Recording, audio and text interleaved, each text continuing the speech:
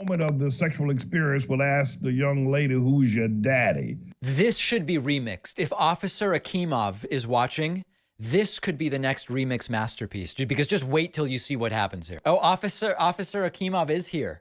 That's beautiful. Who's your daddy? Who's your daddy? Who's your daddy? I'm joined today by Pastor James David Manning. Who's your daddy? Who's your daddy? No, I'm a Christian. Who's your daddy? Who's your daddy? Who's your daddy? I'm joined today by Pastor James David Manning. Who's your daddy? Who's your daddy? A long-legged Mac Daddy is the most successful pimp on planet Earth. To reverence the Word of God, to trust it, to preach it, to teach it, loads and loads of money and tons of lives. Loads and loads of money and tons of lives. What happened in prison that brought you to Jesus? What happened in prison that brought you to Jesus? George Bush Sr. and George Bush Jr. have been penetrated by at least 100 men in their anus area. 100,000, 200,000 strong. I didn't do it. That's not my problem. So I got down on my knees. I didn't do it, but I was tempted. Sounds like quite an evening. Loads and loads of money and tons of lives. Loads and loads of money and tons of lives. Loads and loads of money and tons of lives. Loads and loads of money and tons of lives. Let me say something to you about marketing. Starbucks has done the exact same thing that Coca-Cola has done, except they've done it with semen. That certainly seems to be a story that has been missed.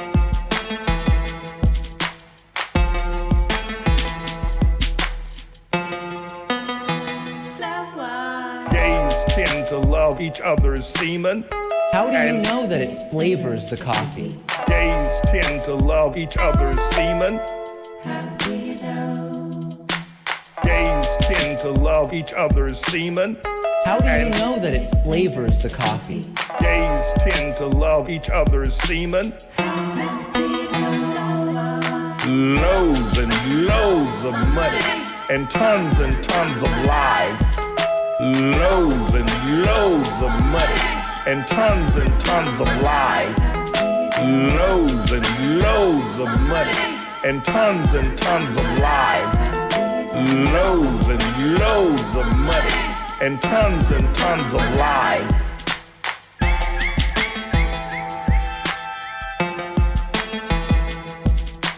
Who's your daddy? Who's your daddy?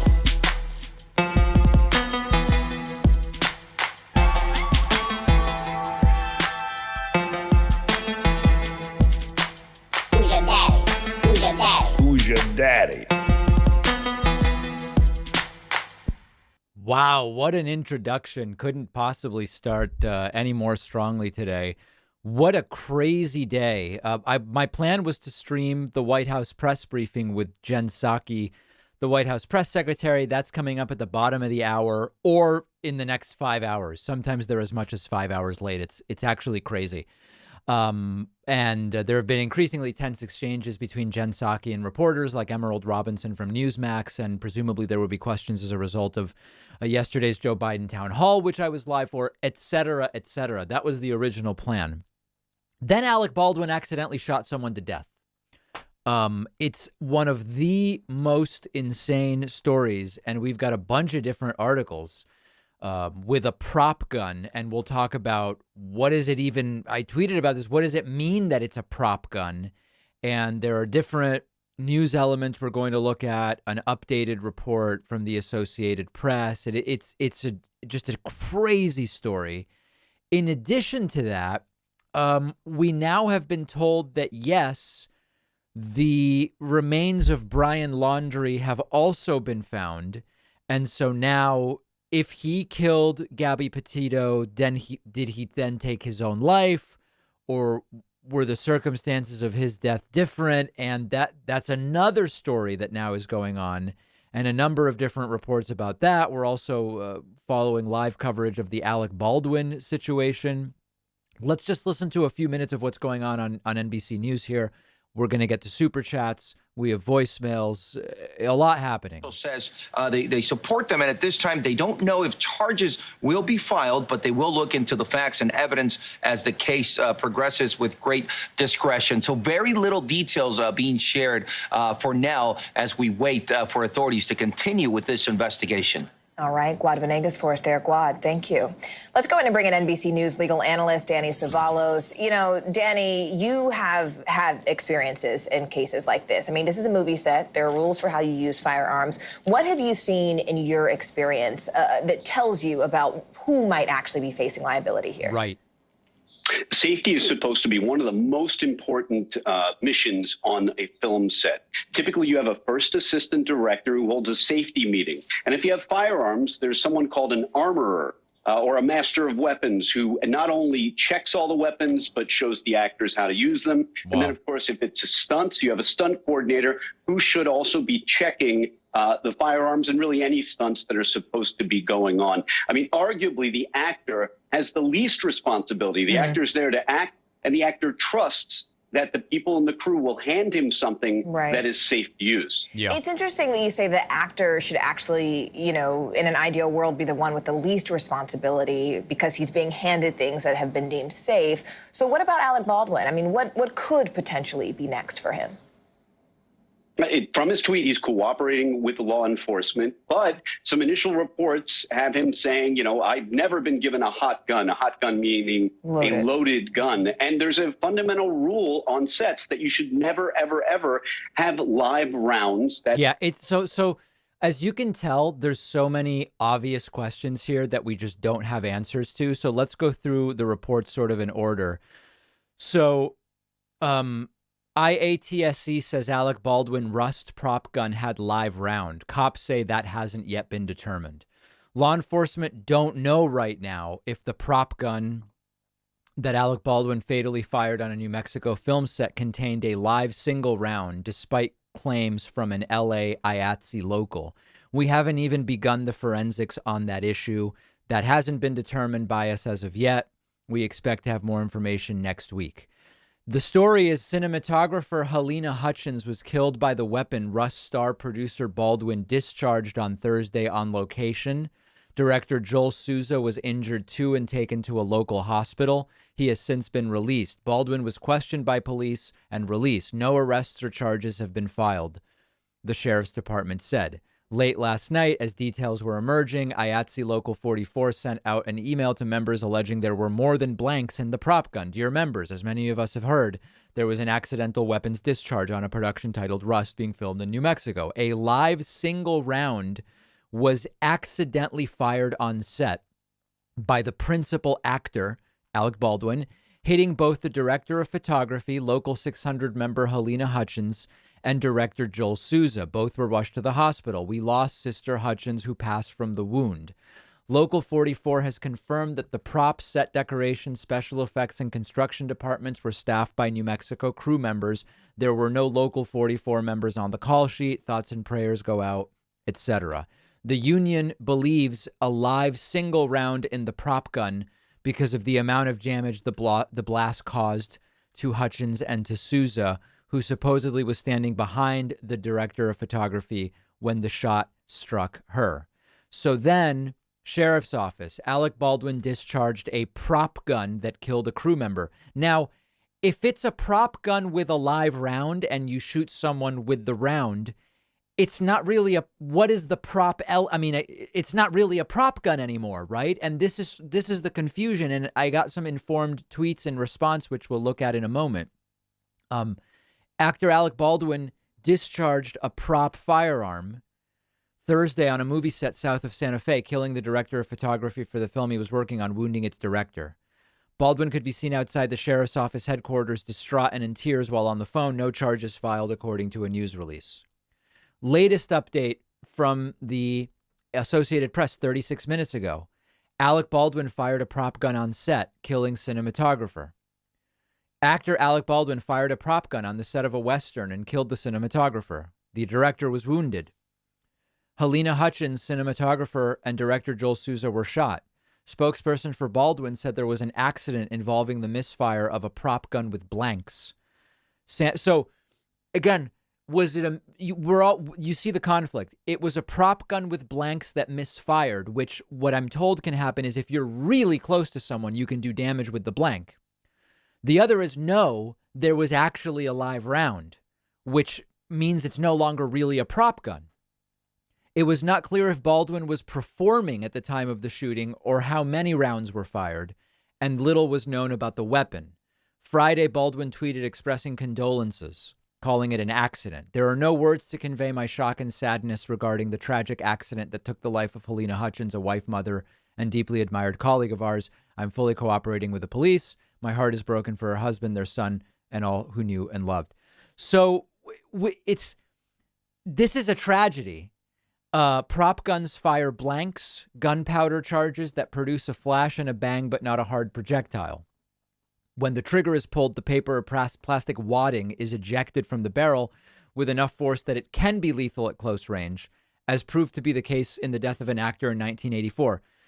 In another on-set accident in 93, the actor Brandon Lee was killed after a bullet was left in a prop gun. See, this is the part that's the aspect of confusion. If it's a prop gun and it's just supposed to have blanks, then how does a bullet get left in it? Why would there be a bullet at all? Why are there bullets even on set, right? That's the question that is being explored right now. And I tweeted this morning before there was much information about it. And a lot of the responses had a real gun was used as a prop. If it fires a blank, it can still be deadly at short range. Blanks can kill if fired at close range. It happened to Bruce Lee's son, Brandon. But then there's also the question of, was there a live round, which is also being reported. They probably switched the bullets. I've heard they sometimes do that. I don't know why. Blanks fire with normal force. Anything in the barrel will be expelled at dangerous speeds. Blanks are crimped closed and can have wadding to hold the powder in place. The crimping can break. Blanks still produce an explosion. That's logical if the story of there was a live round isn't true. All of the blank stuff becomes irrelevant if there was a live round. So it's early. And it does seem that the legal consensus is if Alec Baldwin is just handed this thing and knows nothing about it, it's hard to imagine that he would be legally liable. But I can't even imagine what that what that has to be like. So we're going to continue to stand by for additional information there. A lot of people saying, well, it's clearly manslaughter, but is it even Alec Baldwin manslaughter is the question. It's a crazy situation, and I don't know that we're going to learn everything about it today necessarily, but we do have a bunch of different things to look at. Few super chats coming in. Do I think Steve Bannon will get arrested? No, I don't. Guess Alec felt too guilty calling crew member a rude little pig, so he shot him. Yeah, I mean, okay. All right, who let Dick Cheney on the set? Right. Wow, crazy situation. I do want to say thanks to some folks that are here and have been supporting the stream. Those include, as we get ready for the press briefing, those include Half Cabbage, Billy Carpenter, ODW, Crystal Drama Free, Fifth Dimension, Trisha Northstar, and the Teal Appeal, putting us at 7. We do have a new coupon code today. The coupon code is Sinks and Showers, and it saves you 69%. You might be wondering, sinks and showers, what does that mean? And this is the reference. We're looking very strongly at sinks and showers. So that's the reference. Today's coupon code. Oh, wait a second. What is going on here with that? Oh, I see. Okay, I see what's going on. Yeah, that's the reference. 69% discount, and we will open phone lines today. if we get to 100 website members and Twitch subs, you can sign up at joinpacman.com. I would love it if you did. I really would. It's our number one funding source, and you get an extra show every day. And by the way, sinks and showers. Hard to come up with a better coupon code than that. First person to use it here's an extra. First person to use the coupon code sinks and showers counts as 5 on our quest to 100. First person counts as 5x. All right. Okay. I have one unban request here to adjudicate. If you are unlucky enough or so moronic that you get banned on Twitch, you can ask to be unbanned. This is a user named Joe's Lip who, wow, really a toxic presence. Why is this guy covering this? Referring to something I covered at some point. Nazis bribed Jews into getting vaccinations. Biden dementia. Boomer bait. Dollar store streamer Dave Pacman. God, how I miss Trump. They were banned. Just, negative presence.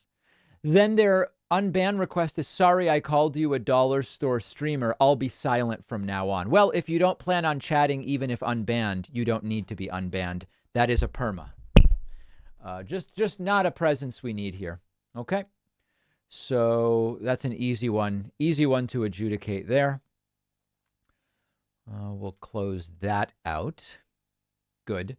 A couple other questions coming in via Super Chat. Why shooting at the crew anyway? Negligent regardless. Yeah, we just don't know enough about the circumstances yet to be able to say much for sure. We just don't know. What does it mean that it will count 5 times? Okay, let me see. Let me see if I can explain this to you. Okay. Normally, when one person signs up on my website, the number here goes up by 1. So like, for example, if one person signed up, it would go from 7 to 8. If one person then signed up again, it would go from 8 to 9. By 5x, I mean that the first person to use the coupon code sinks and showers. We're looking very strongly at sinks and showers. It would, instead of going from 7 to 8, it would go from 7 to 12. Are we on the same page here? Are we on the same page? Okay, good. Excellent. That's at joinpacman.com. Also want to say thanks to Dollar Batteries, Sweet Thang, K. Gouldy, Moogie Lover, D4 Ray. Wow, I'm really struggling with some of these. That puts us at 12 because that's actually 5. Yeah, okay, good. All right, let's look at a couple of different things I've got here. Here, we've been talking about why is it that all of these Fox hosts constantly denounce vaccine mandates without mentioning Fox News has one of the strictest vaccine mandates of any company? It was finally addressed on Fox and Friends this morning, and here's how they are now addressing it. The misinformation he said about Fox. He thought I think it's funny that Fox has a vaccine mandate. You have a testing option at Fox. So what he said is totally inaccurate. We don't have Joe Biden also offers a testing option. a mandate. We have a protocol. Right. Oh, wow. It's not a mandate there. It's a protocol. Apply light and heat to cure. Maybe you can, maybe you can't. I'm not a doctor. Right. This is horseshit. Okay. So the Biden mandate is vaccinate or test weekly. The Fox mandate is vaccinate or test daily. Right? How can you say that vaccinate or test weekly is a mandate, but vaccinate or test daily is a protocol? And by the way, as far as we knew at Fox, if you're in that unvaccinated and testing daily category, you've also still got to be wearing a mask. It's just utter horseshit.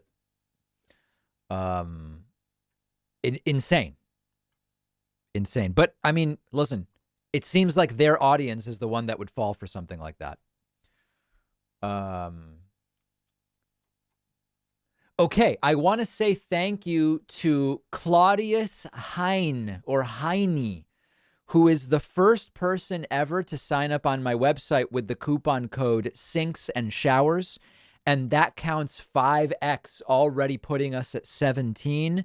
Sinks and Showers is today's new coupon code. Also, thank you to Jessica Solansky for using that same code, and Tyler Moore using the same code, putting us already at 19. We're looking very strongly at sinks and showers, elements of bathrooms. Right. Very much appreciate that.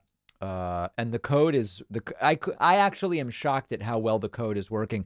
People asking why 69% off. If we did 70% off, it could violate federal coupon code statutes, not statutes, statues. And then we'd have to pull the statues down. By keeping it below 70 at 69%, it's sort of like if you have a car that's faster than 10 seconds, you need a roll cage when you drag race it. If the coupon code goes above 69%, we are in violation of a whole bunch of different statutes. And so it's just a loophole. BW Rock says, David, I thought Biden's town hall was a mess last night. Do you think he should do any more? Try a different forum to sell priorities? Yeah, people are already furious with me. And a lot of them, honestly, I had two. This actually is depressing. I joke about this, but it genuinely makes me really, really bummed out. 2 people canceled their paid memberships to my website last night because I didn't give a glowing review of Joe Biden's town hall. And my review was, the first segment was pretty good. The second segment was so-so. And the third and fourth segments were bad. Like in the third and fourth segment, there were 2 stories that literally went nowhere. And he even seemed confused about what the original point of the story was. And then when he said, I guess I should go to the border, it was obvious that that was going to be seized on. I just was looking at Newsmax minutes ago and they were actually talking about just unforced errors. And 2 people wrote to me and said, David, I'm pulling my $2 a month because of that. It's just depressing. It's like, first of all, do we need to even agree on everything, right? Could we maybe disagree on a few things and you still think it's valuable to support this show? Okay, I guess maybe not. But then also it was such a mild criticism. Like it started really good and he was doing substantive stuff and then it was not so good. Whoa. Like, come on, guys. It's, it's depressing, but thankfully, some other people are signing up today. I want to say thanks to Bram van Zeeland for signing up using the coupon code Sinks and Showers. Very strongly at sinks and showers. Also, thank you to Alessandra Veliz, who just signed up using that same coupon code, saving 69% at joinpacman.com. Okay, good. Matthew asks, is it like when that last coupon code violated our hippo rights? Actually, we got into a real problem. We once did a coupon code. It violated everybody's owl rights, eagle, and salamander. And it was just lawsuits, massive, massive dumps of lawsuits raining down. They call them dumps. Daniel says, Cephahide. Yeah, I do have that here. Cephahide. Did you see J.D. Vance's vile tweet about Alec Baldwin? I didn't. Let's see. J.D. Vance Twitter. Let's see what he had to say. Vance is disgusting.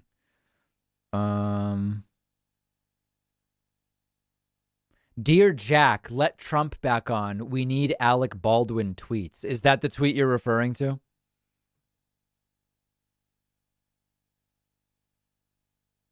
Wow. Christian, yeah.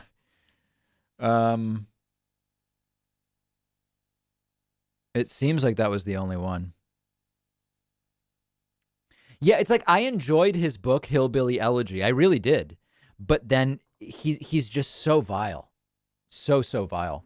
People asking about the VOD of the town hall. We pulled it because of copyright risk. We were advised on the advice of counsel to avoid copyright issues. We did the live stream, but then we pulled the archive. So just to be safe, CNN is very, very litigious. So that's the reason for that. Is Biden aware of Gabby Petito's murder? I believe he is. I have no reason to think that he's not. Well, yeah. I want to say thanks to William Smith. William Smith just signed up at joinpacman.com using the coupon code Sinks and Showers. Very much appreciate that, William. Johnny Minogue says, thanks for the very strong podcasting advice from this week's town hall. When will the next Pacman Live town hall be? I don't know. Yeah, I remember Johnny from Boston. We spoke about podcasting. I don't know when we are scheduling the next one. Maybe soon. I also want to say thanks to Aaron Kosman, who just signed up on my website using the coupon code Sinks and Showers. We're looking very strongly at sinks and showers. Let's look at a couple of other things that I've got. Oh, yeah, this is funny. Oh, this is so funny. Congressman Ken Buck skips over Trump and mentions Obama's golfing. This is like, you can't, it's beyond parody. Take a look at this. Remember, Trump golfed 1 out of every 5 days in office. But there we are. I mean, that's where we are with this stuff. Now, we talked about President Biden heading to Delaware again this weekend, and you heard him say before, I don't have time to go to the border. I've just been too busy going to hurricanes and all these natural disasters and all the other issues that I haven't been able to address. But I think that rings hollow for you, sir, and for a lot of people in this country when they see the images of what's happening down there. This guy has time to meet with influencers, social media influencers at the White House, child music stars, all this other stuff, but no time for the border. Come on. Well, it's not just that. It's such a stark contrast between President Trump, who was an Energizer bunny. He was everywhere all the time and late on every golf course, you mean? Meetings and really unbelievable work ethic and energy. And then you've got President Biden, who on weekends is staying in Delaware. It sort of reminds you of the number of golf games that President Obama had. But Trump golfed 1 out of every 5 days that he was in office. And he goes, Biden's so lazy. He's almost like Obama with the golfing. What about Trump's record golfing? They don't care. Delusional. They were pathetic. Okay, next. Martha Blackburn seems confused about how communicable disease works. Stuart Varney, by the way, has developed his own sort of confused Tucker Carlson-like face himself. Seeking to do, and what my legislation will do, is anyone that was deemed an essential worker during the pandemic showed up, did their job. They have earned the right to be exempted from this vaccine because they figured out how to protect themselves.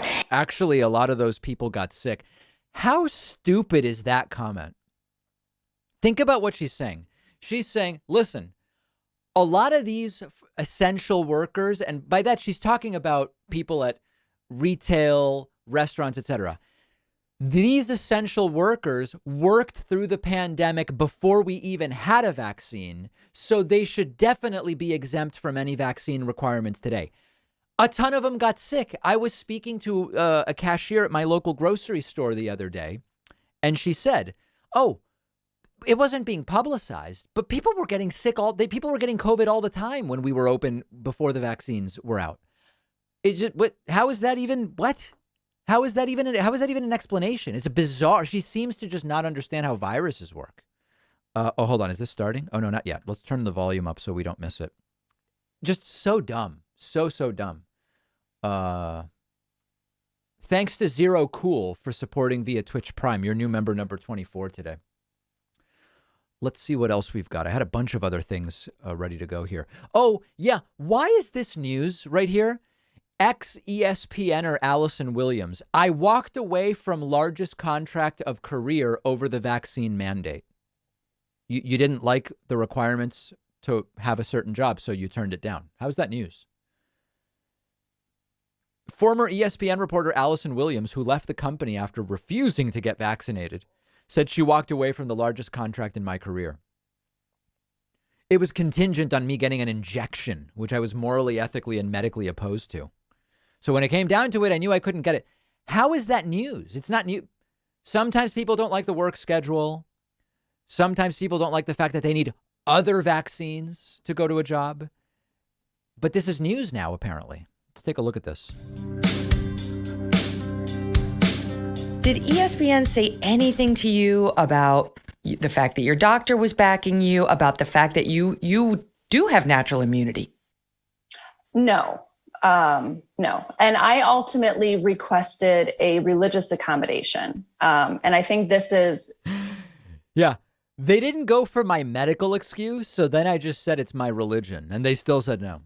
An interesting part of the dynamic that I wasn't sure I wanted to share. But so my doctor in my conversation agreed with me, supported me. I have a belief that doctors are people you work with in health. They don't tell you what to do. They suggest. It's just like, who cares? Who cares? So you turned the job down. Okay. You should do. And they work with you to find the best decisions for your health. I don't think they should be dictators. And I think they give their opinions, right? And you weigh that with your own. So in my conversations with my doctors, I expressed my concerns. He understood them. He supported them. He said, absolutely, whatever you need from a medical exemption support wise, we will do for you. I 100% agree with your decision not to get this vaccine. It's of very little benefit for someone like you. And I can't tell you with 100% certainty that this is going to cause absolutely no issues. So he supported me. But what's very interesting is I live in California, and this state has made it very, very difficult for medical professionals to write exemptions for masks or for vaccines. They've actually made it very difficult for anyone to get a religious exemption, which I think is great. And they put a lot of pressure on our doctors. And when I reached out to follow up with my doctor's assistant to request the information needed for my medical exemption, she said, let me get back to you. We're going to have a meeting as an office and determine how we want to go forward with this, because there are so many women requesting this. Wow. And they ultimately decided as a clinic that they would not write any exemptions. It's like, okay, so why? How is that even dramatic? I was heartbroken. I'd already started the process of applying for a medical exemption with ESPN, and I was told I would be supported. I brought this up. They said, we're sorry, we just can't, as a company, as a clinic, subject ourselves to the scrutiny that essentially will come with writing these exemptions. So do you see what they're doing to people? They're essentially taking away what they believe is best for you because of the bureaucracy and the pressure that happens when you involve politics in medicine. And this is a really dangerous space to occupy. And it scares me that people are not only supporting this, but encouraging it. Medical decisions need to be for individuals, not for the population en masse. They are. In other words, if any job, there are jobs where it's like, hey, you know what? You're going to be working in a country where X is rampant. And so if you want to go, you're going to have to get vaccinated. And you might be like, oh, I don't want the job then. Oh, okay. Well, then you don't have to get vaccinated. Just don't take the job, right? We just had David Zweig, a journalist who's been doing great work on COVID and the mask mandates and so on yesterday, wrote a great piece in New York Magazine and follow-ups. And he was saying, prior to joining us yesterday, he was on the phone with doctors and I'm sick of this. It's like, okay, so these are private companies and it's not illegal for them to require a vaccine. So are you suggesting new regulation of private companies? Because you guys are usually against regulating these companies. It's Essential Oils book in the background says enough. Oh, I didn't see that. Oh, hold on a second. I regret closing it out now. How can I find that again? Megyn Kelly, ESPN. Oh, wait, hold on. Oh, no. I know where it is. It's because I tweeted about it. Here it is. If there's an Essential Oils book in the background, that I have to see.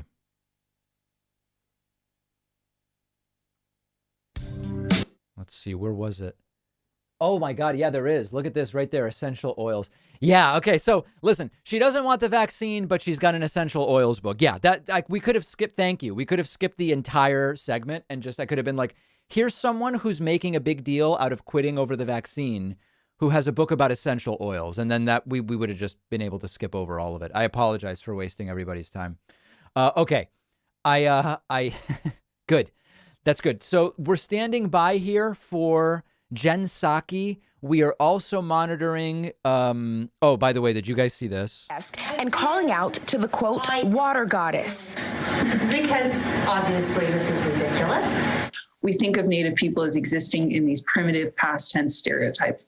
Elizabeth Ellis is a Native woman and history professor at New York University. And if you are expecting Native people to be running around in leather and feathers, it's hard to think of them in the contemporary moment. And this actually really limits our access to political power and to be taken seriously as Native people. Neither the teacher nor the school where the incident allegedly occurred responded to NBC's request for comment. This might not have occurred. Posted online, the Riverside Unified School District said, quote, "These behaviors are completely unacceptable and an offensive depiction of the vast and expansive Native American cultures and practices." The district says the teacher has been placed on leave as they conduct a full investigation. I hope that they do some re-educating and that they make sure that something like this never happens again. Yeah, that was wild.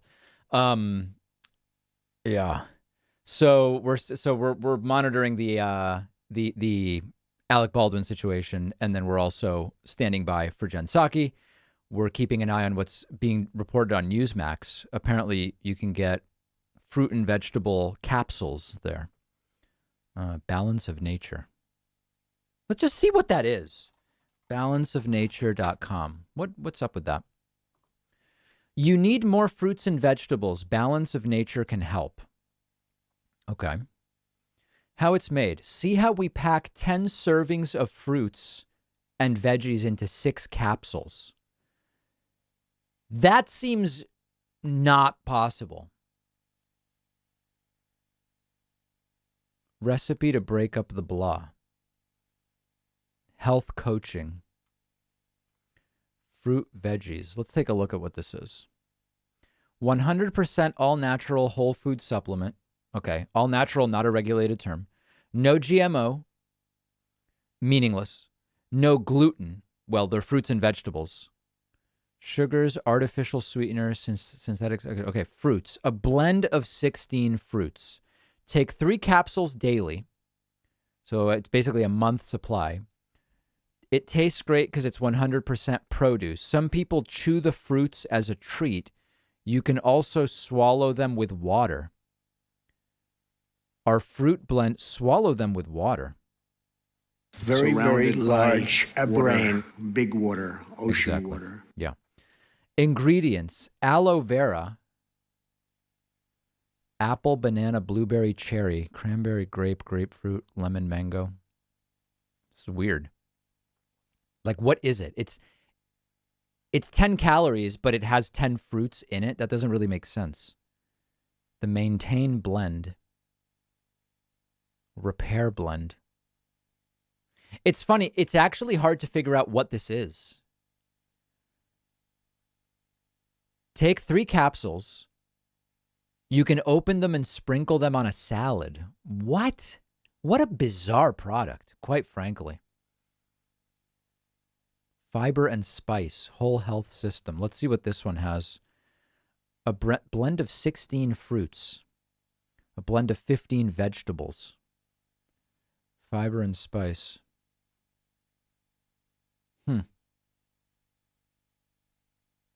Well, all right. You can get that, I guess, on Newsmax. Just kind of strange. Very, very weird.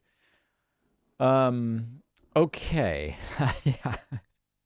Thanks to The Freak for re-upping their Twitch subscription, now 19 months in a row. The Freak coming in with a message. The message is, "Hello, sir. I don't even know what I'm doing, sir." 19 beautiful months. Thank you, David. Thank you. New member number 25 today. I want to remind everybody we do have a one-day only coupon code. The coupon code is Sinks and Showers. We're looking very strongly at sinks and showers. And it saves you 69% on my website. Often imitated, never equaled, our coupon codes. And I really appreciate everybody who signed up so far today on my website. Aaron, William, Alessandra, Brahm, Tyler, Jessica, Claudius. A lot of great people. A lot of really, really great people. Okay. B. Lee was killed by a live round left in the gun. Yes. Baldwin is also a producer of Rust, so he could be held responsible due to that. We have no idea on the Alec Baldwin stuff, what sort of legal implications there are. Alec Baldwin speaks out. Okay, let's see. There are no words, he says. There are no words. Oh, okay, we saw that, yeah. There are no words to convey my shock and sadness regarding the tragic accident that took the life of Helena Hutchins, a wife, mother, and deeply admired colleague of ours. I'm fully cooperating with the police investigation to address how this tragedy occurred, and I am in touch with her husband, offering my support to him and his family. My heart is broken for her husband, their son, and all who knew and loved Helena. It's a crazy situation. It really is. Let me see if I can get us, as we wait, an additional stream of the press briefing. Press briefing live. The Washington Post. Ah, yes. Here we go.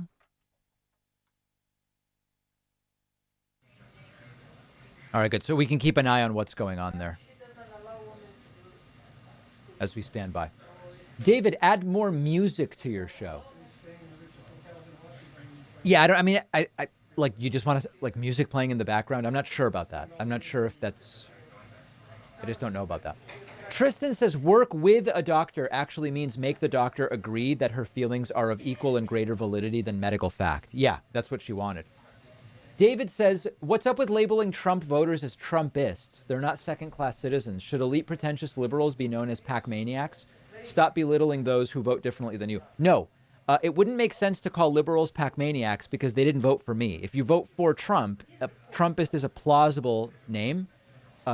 This user seems very confused, but I appreciate you spending $10 to say that. That I appreciate. But it does not seem analogous to me. As we wait, let's listen to a few voicemails. Let's see what we've got here. We always try to do a couple, since I'm always so far behind on voicemails, and I know we get a lot of the same callers. Let's take a listen. Hi, Dave. My name's Chris. I'm out of Seattle. Love your show, man. Texas, I was wondering about the kids down there. Since they got that open carry law, why don't they just let the kids open carry in school? Yeah, there's an idea. Hi, David. Just a quick comment in regard to the another Facebook interview goes horribly wrong video. One thing that I think is interesting to note is, for instance, in this interview, the Facebook representative, the woman that's interviewed. Okay, I'm sorry. I'm going to bail because it goes the full 3 minutes, and I'm looking at the transcript, and the guy never actually gets to the point. Yeah.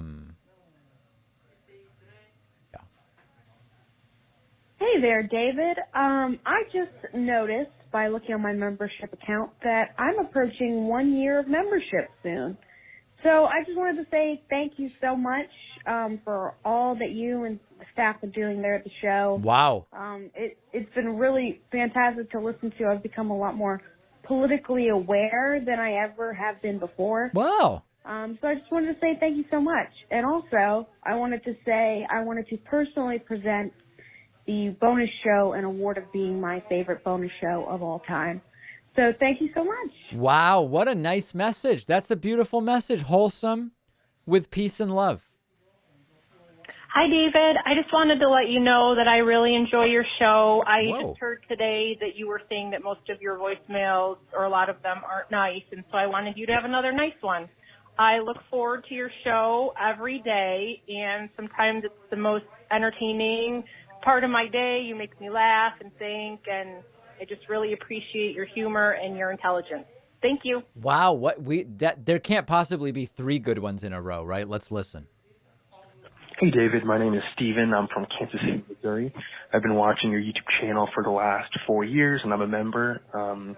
Yeah, it's likely you've probably got this question before, but if you didn't pursue a career in politics all those years ago, where would you see yourself now in a non-political type of job? Just, yeah.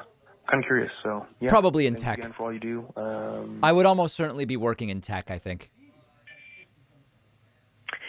Hi, hello, David.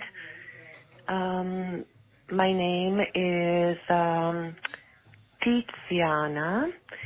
I'm sorry, I'm a little nervous about leaving a message. But anyway, thank you so much for what you do, and thank you. So I've been following. Ooh, you know what? I'm seeing that this goes 3 minutes and she doesn't get to the question, but keeps saying she's nervous. So I'm going to move on because there's not actually anything that's asked. As I was saying, and so rudely interrupted, Dr. John Campbell, who's a PhD in nursing, teach nursing. John Campbell has a PhD in philosophy. I don't know if he has a PhD in nursing. He's got a YouTube channel. He reported on COVID from day one on. And let me bring this up, too. The mere fact that none of these people that are poking people, giving them a jab, have used the method of you draw back a little bit before you push in the plunger to check to see that you're not injecting into a blood vein. Yeah, that applies to all vaccination. That's something that's been discussed before. Hey, Dave. This is Whit. So I was calling because I saw the Benjamin Shapiro show, and I was wondering about what your take on the Turkish support.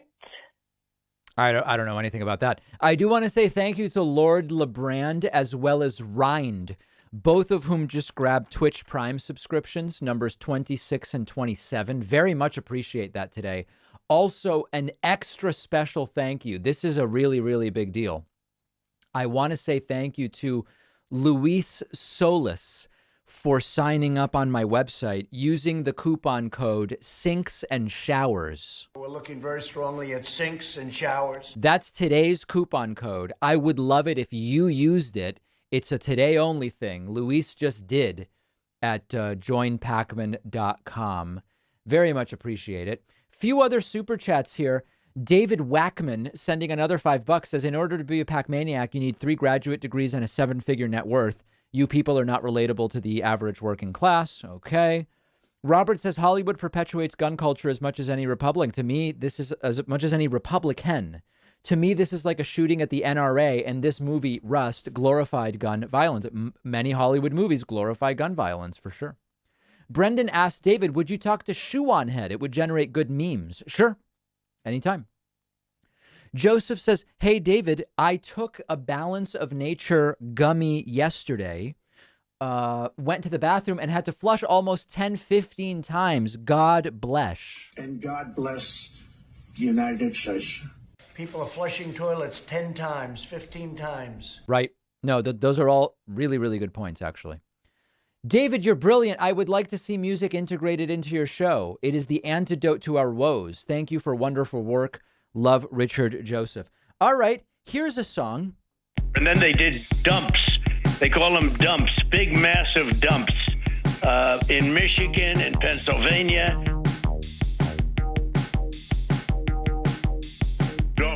Yep, this one's great.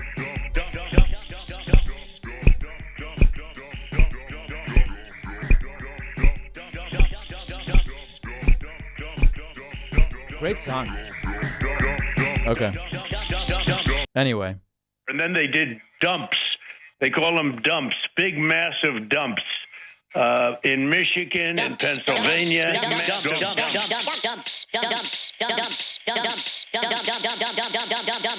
Big, massive dumps. Okay, anyway, all right, let's get back to what we're doing here. More voicemails coming in. I have a joke. Okay, so I went to a different country, and I couldn't get back on the plane because the stewardess asked me if I had cold feet, and I said yes. And turns out I didn't have the COVID. I had cold feet. Wow, that's something. Hey, what's going on, David? My name is Daryl. I live in Connecticut. Longtime listener, kind of a newer subscriber. I just want to call and say thank you for all that you do. so many times I see a trend, whether it be talking points or, sound bites or political advertisements, campaign advertisements, or even just observations about human conduct around issues in our country. And immediately, like, as I'm coming to thoughts with this stuff, usually I will find it fully fleshed out in your program. Wow. As almost in my own words. Anyway, you really help me to be prepared for arguments. I consider you a tool in my tool belt in a positive sense. Very nice. I very much appreciate that. Did you notice that Tesla followed Benjamin out to Texas, like right after he moved to Texas? Tesla moved his company or whatever that was in California. Yep, that happened. Hi, David. I'm calling from Colorado and love your show. I just wanted to know if you know of any other states that are giving out rewards and gift cards for the students to get tested once a week at the schools. I am not aware of that one way or the other, quite frankly. So, one of the problems I'm having with understanding a line of morals or ethics. That one's a little too mumbly. For me. Mr. Packman, greetings from the state of North Carolina. Just had to respond to you today, October 13th. Captain Kirk went to space. Yes. In Bezos' rocket, and he came back a very humbled man, which I would imagine when you break Earth's atmosphere and you get to see the fragility from space of this little blue ball in the middle of a vast black vacuum, it should change you. Right. Very, very important statement.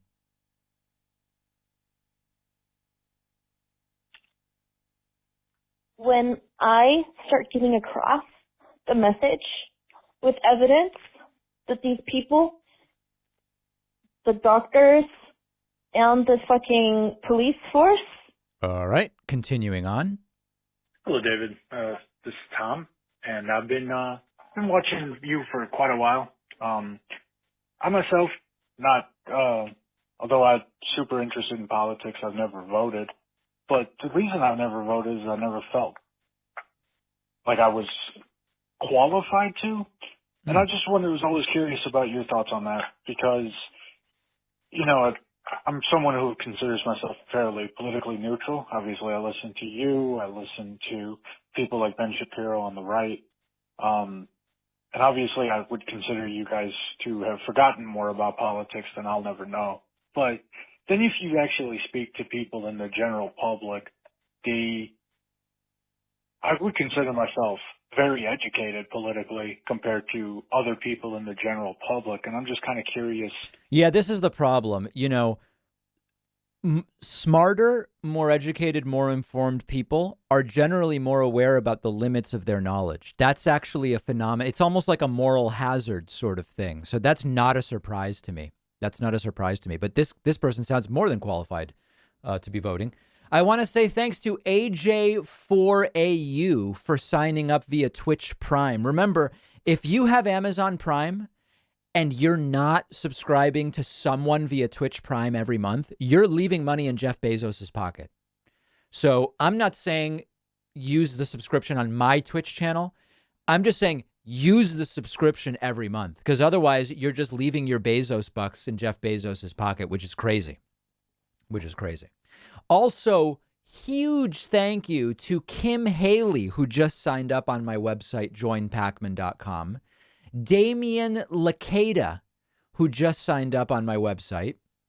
And Josh G, who just signed up on my website, numbers 30, 31, and 32, using today's coupon code Sinks and Showers. We're looking very strongly at sinks and showers. Very much appreciate that. Few other super chats. A is for Alien says, where did the natural immunity thing come from? Why is it such a talking point? Is it a lack of understanding of viruses in general? I don't know it's very widespread now, but I don't know the origin of it. Probably multi-origin. Venom says, love your sense of humor bringing this to us. Keep kicking ass. Thanks, Venom. D-Block says, David, you're awesome. You tell it like it is. More shows should be like yours. Thank you. Appreciate that very much. Couple other voicemails. Let's take a listen to, I don't know, this one. Hey, David. David in California. Am I the only one that thinks that if we don't hold the House in 2022 and Trump decides to run for the presidency, there's a good chance he's going to get elected?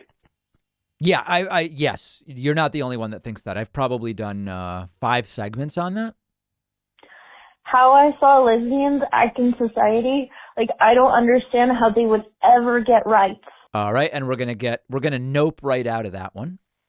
Hey, David, great show. Charlie from Connecticut, 64 years old. Hey, Connecticut's had 400 deaths since the rest of the country's had like 115,000. That's less than the crossover cases that people have been vaccinated. And South Dakota caught up to us since the election, if you do the per capita. And certainly be cool to explain how Florida and Texas caught up to New York and yeah, I have talked about that. It's actually initially the virus was worse in places that were unlucky to have direct flights to the places the virus came from. Eventually, policy is what has determined how places do, and it's not looking very good in most red states, that's for sure. I want to say thank you to Kenji Nakata, who just signed up on my website, joinpacman.com, using the coupon code Sinks and Showers, new member number 33 today. Also, thank you to Hashish, Alf MC Wet, Guitar Goddess, DJ Glenn Raps, and Pookleberry. Oh, God. All of whom signed up via Twitch Prime, putting us at 38. Very much appreciate that. Very powerfully YouTubing with David for 2 years, says Leica. Thank you. Beetle Greg says, David, sir, is it true you will wear a dress when you hit 2 million subscribers? I've never mentioned that.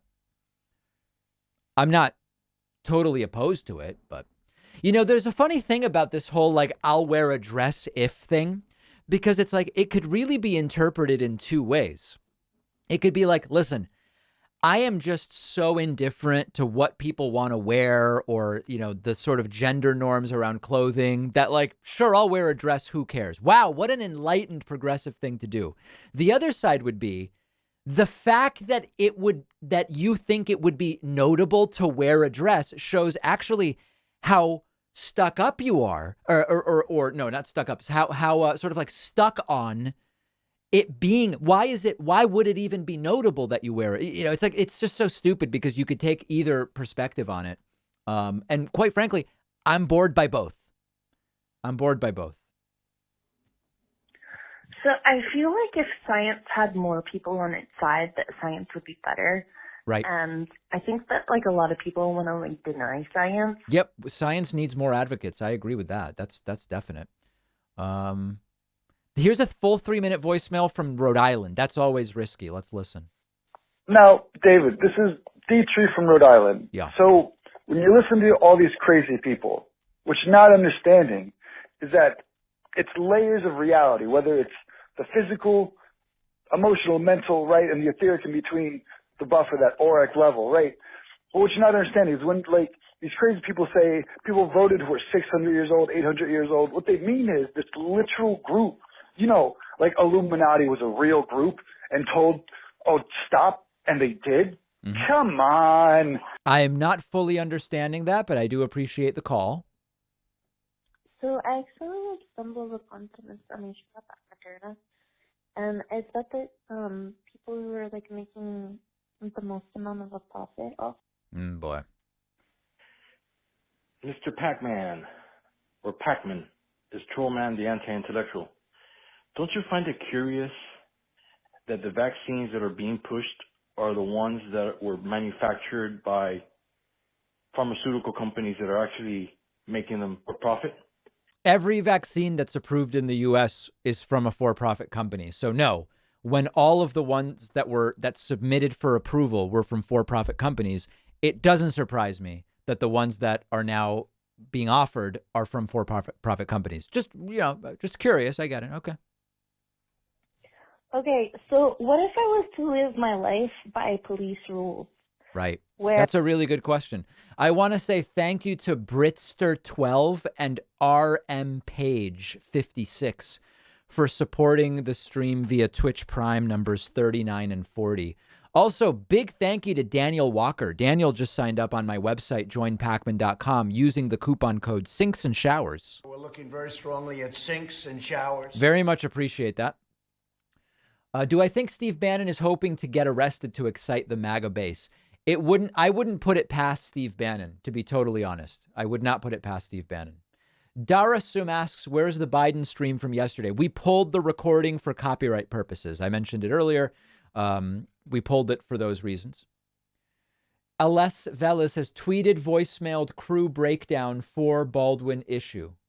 Tweeted voicemailed crew breakdown for Baldwin issue. I don't know what that means. Anybody know what that means? Whoa. All right, looks like things are about to get going here. Couple more voicemails. So I'm really having like a huge issue with therapy because of what like they're allowing to accept. Because like they can say in therapy like whether they're religious or not, and kind of like hint at like the moral belief or connotation of like abortion and that kind of thing. Yeah, that I'm not sure about. That I'm very much unsure about. Hey, David. Regarding the election being stolen, do you think it would be more effective if journalists asked these Republicans, given the recounts, lawsuits, and... All right. That one, unfortunately, is going nowhere. Hi, sir. Hey, my name is Dwayne. My comment is I'd like to have a vaccine made that takes away all the other vaccines that are already out there. If you don't believe or want this one, you don't get a benefit of all the other ones that have been developed over the last 100+ years. Yeah, that would be interesting. I mean, imagine if there was an announcement made that if you really are committed to, you do not want vaccines, but growing up, you got vaccines. You can go in and you'll get a shot, and it will remove any vaccine-induced immunity for anything that you've ever had. How many people would actually go and do that? My guess is it would be not that many, but it would be some, and it would probably lead to a bunch of people very stupidly dying. That's my guess.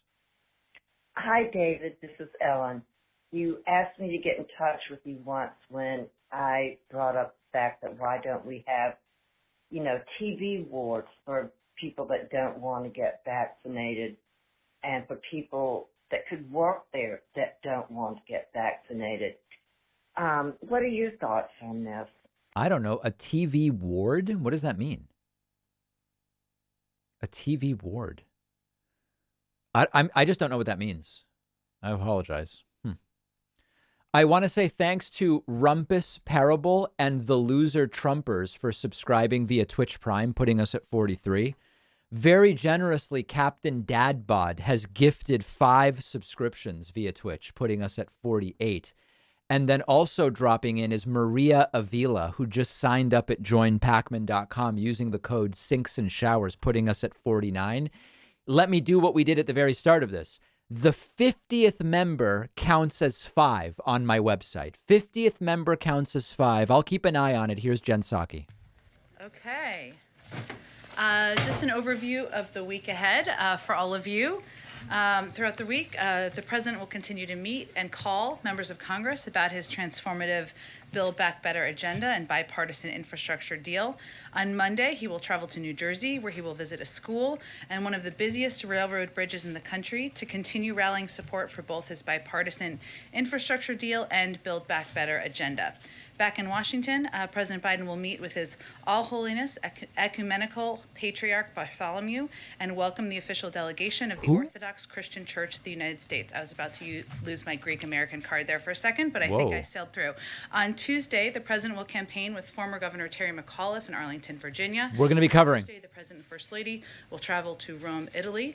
On Friday, the president will visit the Vatican City and have an audience with His Holiness Pope Francis. Wow. They will discuss working together on efforts grounded in respect for fundamental human dignity, including ending the COVID-19 pandemic, tackling the climate crisis, and caring for the poor.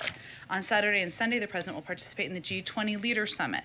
We will have more on individual bilateral engagements in the run-up to the summit. And from Rome, the president will travel to Glasgow, United Kingdom, from November 1st through the 2nd to participate in the World Leaders Summit at the start of COP26, the 26th conference of the parties to the UN Framework Convention on Climate Change. I will note a programming note for all of you. We will have Jake Sullivan in here next week. We're working on finalizing the details to preview the trip in advance of the president's departure. But Zeke, why don't you kick us off? Here we go. Oh, sorry. Can I note one more thing? I apologize. Today, the vice president visited the Northeast Bronx YMCA in New York with HHS Secretary Javier Becerra, Governor Kathy Hochul, and Congressman Jamal Bowman. The vice president will hear about the YMCA facilities' impact on the community and deliver remarks about how the bipartisan infrastructure deal and the Build Back Better agenda will benefit working families. She'll also highlight the importance of extending the child tax credit, which is one of the largest ever single tax cuts for families with children. Okay, Zeke, go ahead. Big agenda. What's the status of the negotiations over the president's social spending bill? House Speaker Nancy Pelosi suggested. All right, let's switch to a feed where we can see the reporters. Okay, Zeke, go ahead. Thanks. What's the status of the negotiations over the president's social spending bill? House Speaker Nancy Pelosi suggested a deal could be done today. Does the president expect that? And who's he speaking with right now? Well, he will continue to have calls throughout the course of the day and the weekend, as he has over the last several days. We will provide you details on those as we can. We have a goal, as Speaker Pelosi conveyed. We have milestones, and we're working on finalizing an agreement. That's the status. Our focus is on making significant progress on that. We've seen that happen over the last several days. We're encouraged by the shared commitment to get this done and deliver for the American people. But I don't have any new deadlines or timelines from here, nor have we set them from here over the last several days or weeks. Wow. That package that the president proposed initially at roughly $3.5 trillion, I think now looks to be being cut roughly in half. We've heard the president say he wants to come back at things later, things like community college, some of the other extending the life of some of these programs that are being shortened. Progressives have been saying that now's the moment to go big. There might not be another moment. Why does the president think, given how difficult things have been up to this point, that he'll have another bite at the apple to sort of make these programs more enduring? He probably won't. Even things that couldn't make it into this package sometimes, somewhere down the line. Well, let me say first, Zeke, that this package is on track to be to represent or to direct the most fundamental shift in supporting hardworking families over wealthy in modern American history. And the president's belief, as you heard him say last night, is that compromise is not a dirty word, and that we will get nothing if we do not have 50 votes. The alternative is not a larger package. The alternative is nothing.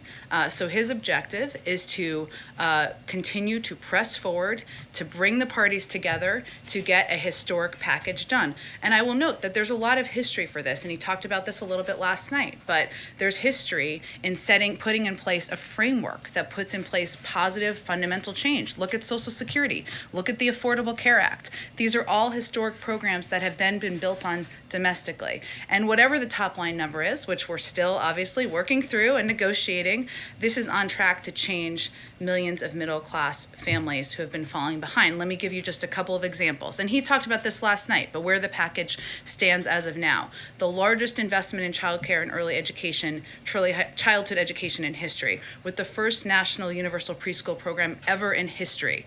The largest investment in climate and clean energy in history, around 6 times the size of the climate and clean energy investment in the Recovery Act, the second largest climate bill in history. The first national paid family and medical leave program ever, the largest expansion in healthcare care coverage since the Affordable Care Act, leading 7 million people to gain new coverage, perpetuating the largest one-year drop in child poverty in history by extending the child tax credit, and a new investment in housing that is greater than the entire current annual budget of the Department of Housing and Urban Development. That is what we were talking about here, as we were talking about a package that's being negotiated that is smaller than what he originally proposed. But why does he think that? Who thinks there will versus won't be a question about Alec Baldwin at the press briefing here? Now, in getting more spending for some of those programs at the levels that he initially wanted to have to tear back? Well, two reasons, Zeke. One is what I referenced related to the Social Security program in history, or the Affordable Care Act, where these are programs that put in place the fundamental mechanisms in society to deliver on change and relief to people for decades to come. And what we're talking about here is instituting some programs that have never existed before. Universal pre-K. We're talking about paid family and medical leave. We're building on, as an example, the Affordable Care Act by continuing to expand healthcare coverage, which is another example of building. So the president's belief is these changes are long overdue. These changes are changes the American people have been asking for, have been demanding, want to see government act on to make their lives better, and that these packages will be the basis for building on in the future, during his administration as well. Go ahead. Thanks, Jen.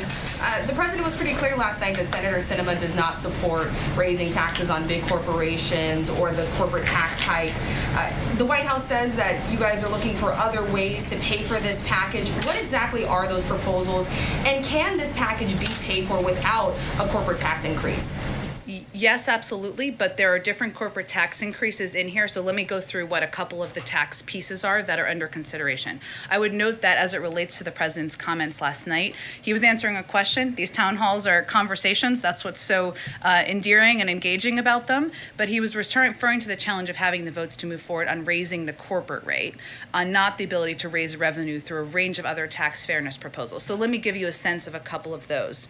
So some of the biggest corporations in America pay literally nothing in income taxes, as we know, as we've talked about in the past, a lot in here. 55 of the biggest companies, they pay lower rates than wage-earning families. We can stop that by imposing a 15% minimum tax, a minimum corporate tax, to make sure large corporations pay their fair share. We also believe, the president believes, a number of other members of Congress believe that we need to stop rewarding companies that offshore profits and American jobs. We'll do that by creating a global minimum tax, something the United States has been the global leader in, bringing together countries around the world, and that will help to make the United States more competitive and end the race to the bottom. We can also close loopholes for high-income Americans, including a loophole that allows some taxpayers, like hedge fund managers, to escape a Medicare tax imposed on all high-end income, on all high income. That's another proposal that's out there still. And we can crack down on wealthy tax cheats who are taking advantage of every honest taxpayer and invest in enforcement to stop 1% from evading $160 billion in taxes per year, something that Treasury secretaries, Republican and Democrats, have expressed support for and feel this is a strong part of the proposal. So I list all of those because those are all ideas out there, all ideas that would move us forward toward a greater system of tax fairness and also can help pay for the full package. One more follow-up on the child tax credit. Speaker Pelosi told me yesterday that the president was looking at a one-year extension. According to the Census Bureau, 47% of families use that money to buy food. Will those children be left behind if there's only a one-year extension on the child tax credit? Yes. To be clear, the president proposed a longer extension. What the president is, though, looking to do is to extend the child tax credit, something that he proposed himself earlier this year, and again proposed extending it because he thinks it does have such an important and dramatic impact on people across the country. Many economists have credited it with cutting the childhood poverty rate in half. He absolutely thinks it should be a part of what American families can benefit from. But it's smaller because compromise is not a dirty word, and it is something that we still believe is a positive step forward to extend. Go ahead. What drove the shift in the president's posture this week in terms of, he laid out a lot of details to rank and file members on Tuesday. He laid out a lot of details to the entire world last night. Something you guys have been wanting to talk about over the course of the last several months. Why now? Why has he moved in this direction? The charm of Anderson Cooper, I guess. I'm just kidding.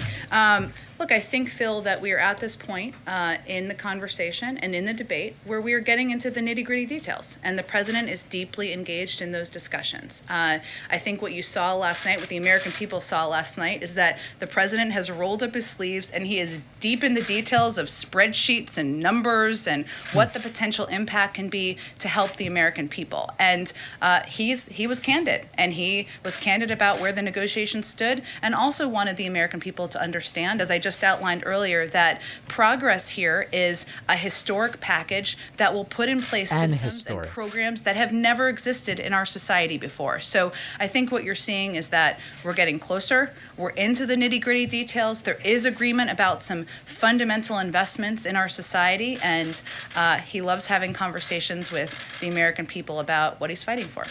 Two more just to follow up on last night. Two more questions. Where discussions are, if they exist at all, in terms of the National Guard and the supply chain.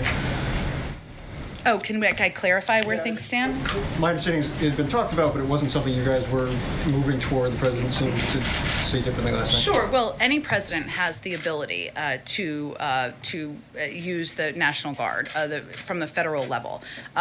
Requesting the use of the National Guard at the state level, which is often how it's done, is under the purview of governors. And we're not actively asking them to do that, and we're not actively pursuing the use of the National Guard on a federal level. But it is something that any president would have the capacity to do, the authority to do, but it is not something under active consideration. And then one more. The president was asked if the U.S. would come to Taiwan's defense if attacked by China, and he said, yes, we have a commitment to do that. Is there a shift in U.S. policy as it relates to Taiwan and a defense agreement?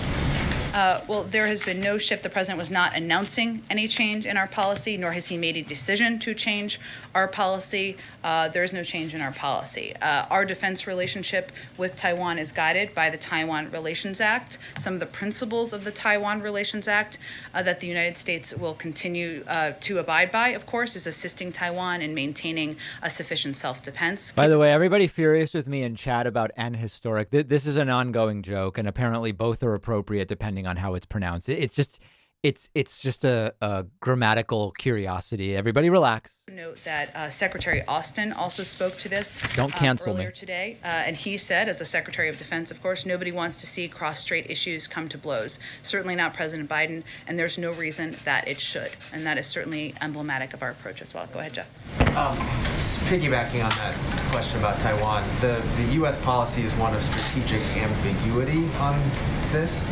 He seemed pretty unambiguous with what he said last night. Was that intentional? What I can convey to you is that our policy has not changed. He was not intending to convey a change in policy, nor has he made a decision to change our policy. Okay. Moving back to the legislation, is the president confident, or is he hoping for a vote on this before he heads to Europe next week? Well, his preference would certainly be to get something done in the coming days. And obviously, he will work closely with Speaker Pelosi and Leader Schumer to do exactly that. But I don't have any new deadlines or timelines to set for you today. Beyond citing the rhodium report, if he arrives in Glasgow without this in hand, what is his message to world leaders on that world stage? His message is that he is a president who will bring the climate crisis back to the top of the priority list for the United States. And he has already taken steps to do exactly that, not just by rejoining the Paris Climate Agreement, but by taking steps working with the leaders of the auto industry to move towards electric vehicles and electric vehicle future to reduce greenhouse gas emissions here in the United States, and that he has proposed the largest investment in addressing the climate crisis in American history. And that is something we are on track to deliver on, even with a smaller package. Just lastly, does the president or the White House have a reaction to the Alec Baldwin there it is. shooting incident in New Mexico? Other than to say that it is obviously a tragedy, the loss of life, and as I understand it, the individual who is in the hospital, and so our thoughts and prayers go out to their family members, but no, beyond that, we don't have an additional U.S. reaction. Go ahead. Thank you, Jen. And follow on China and Taiwan, just to be crystal clear, when the president says that the U.S. has a commitment to protect Taiwan, does that commitment include military intervention in the event of a Chinese attack? Again, as I said earlier, he wasn't announcing a change in policy, nor have we changed our policy, which I think is the most important point here. And we are guided by the Taiwan Relations Act, and I just outlined what some of those principles are, which is ensuring that we continue to assist Taiwan in maintaining a sufficient self-defense capability, and that is something we remain committed to doing. So can you just remind us that policy is no, there would not be military intervention, right? Our policy is to be guided by the Taiwan Relations Act, which is the specifics of that are that we are going to continue assisting Taiwan in maintaining a sufficient self-defense capability. Another principle is that we regard any effort to determine the future of Taiwan by other than peaceful means as a threat to the peace and security of the Western Pacific. But as I noted earlier, our Secretary of Defense conveyed clearly what our policy and our view is, which is that no one wants to see cross-strait issues come to blows. That is what we want to avoid, and that's what the American people should understand is our focus. That's the view of the President, that's the view of the Secretary of Defense, and there's no reason anyone should think otherwise. And then a follow-up on all those tax options that you might have if the corporate tax is not raised, and if there is no hike in taxes on the wealthy. Will all of those still guarantee that this package will not be deficit spending? Yes. And none of that has been concluded. I think I gave all those additional components of tax options that are out there and Senator Sinema can obviously speak for herself, as I always convey from here, but she has been supportive of a number of these options, as have others, and those are all options that can help ensure we're moving toward a more fair tax system, but also pay for these investments. Thanks. And just one more on the filibuster. What are some ways that the filibuster can be fundamentally altered without ending it altogether? Look, I think the president will have more to say about this in the coming weeks. But I think what you heard him say last night is that we're at an inflection point in a range of issues, including, and this is often why it comes up, voting rights. And he talked about this a little bit yesterday when he was at the 10th anniversary of the MLK Memorial. We know the right to vote and the rule of law are under unrelenting assault from Republican governors, attorneys general, secretaries of state legislators, and time again, when offered the choice, 3 times over the last several months, when a hand has been extended by Democrats to work together to protect the fundamental right, Republicans have not only recoiled, they have blocked the ability to make any semblance of progress. So what the president's referring to is the fact that that is unacceptable. The protection of the fundamental right to vote is something that has been bipartisan in the past. He spoke back in March about his concerns or how he would view it if the Republicans continue to be obstructionist around it, and we've seen that time and time again. So he will discuss what that looks like, because not getting voting rights done is not an option. So does that frustration explain his evolution of thinking on the filibuster? In July, he said eliminating it would throw Congress into chaos and nothing would get done. Well, I would also note that back in March, he noted that if there was obstruction, that it was something that we would have to take a look at. So, look, I think many of you have covered the president for some time, and you know that his view is that we should pursue ways to work in a bipartisan manner, that we should pursue paths forward that can get things done for the American people. When he helped lead the effort to authorize the voting rights bill back when he was a senator, that was done in a bipartisan way. And he is frustrated, he is disappointed, he is sad that this is not something that Republicans seem willing to engage on, to work on. And I think what you saw reflected last night is his view that in light of the tax on our democracy, what we've seen across the country in states and by state legislators, that it is time to have a conversation about what this looks like moving forward. Go ahead. Thank you, Jen. The leader of a union representing FedEx, UPS, and DHL is saying that supply chain problems are going to get worse with labor shortages right before the holidays unless the president postpones the requirement to get vaccinated by December 8th. So what is more important to this president? The vaccine mandates or fixing the supply chain as fast as possible?